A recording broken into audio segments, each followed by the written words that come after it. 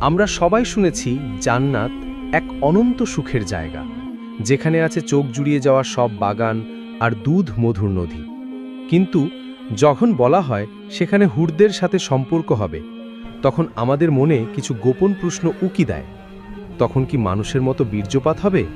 যদি হয় তবে তো সেটা নাপাক হওয়ার কথা। আর যদি না হয় তবে আনন্দ কিভাবে পাওয়া যাবে? জান্নাতে কি সন্তান জন্ম হবে? যদি হয় তবে সেই সন্তান কত বড় হবে? কিভাবে জন্ম নেবে?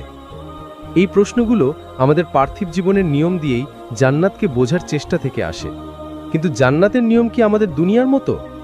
আজ আমরা কুরআন, হাদিস এবং বিজ্ঞানের যুক্তির আলোকে এই গোপন রহস্যগুলো উন্মোচন করব। পুরো ভিডিও জুড়ে আমাদের সাথে থাকুন, কারণ প্রতিটি প্রশ্নের উত্তর আপনাকে নিয়ে যাবে এক নতুন উপলব্ধির জগতে। জান্নাতীরা কিভাবে সহবাস করবে? তখন কি মানুষের মতো বীর্যপাত হবে? চলুন শুরু করা যাক সবচেয়ে গুরুত্বপূর্ণ এবং স্পর্শকত প্রশ্নটি দিয়ে।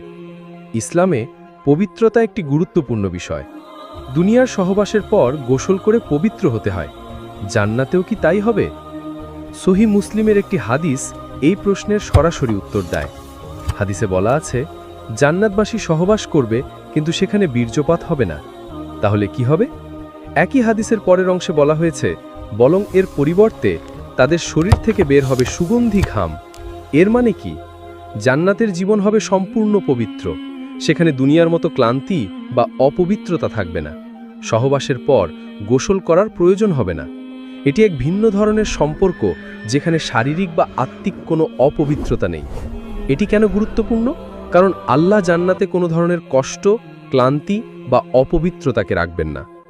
সূরা ফাতিরের ৩৫ নম্বর আয়াতে বলা হয়েছে, তিনিই আমাদের নিজ অনুগ্রহে স্থায়ী নিবাসে স্থান দিয়েছেন। সেখানে আমাদের কোনো ক্লান্তি স্পর্শ করবে না এবং আমাদের কোনো অবসাদও হবে না।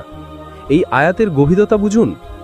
দুনিয়ায় যে কোনো আনন্দ উপভোগের পর আমাদের ক্লান্তি আসে, অবসাদ আসে, কিন্তু জান্নাতে অনন্ত সুখের জন্য আল্লাহ এমন এক ব্যবস্থা রেখেছেন যেখানে ক্লান্তি বলে কিছু থাকবে না।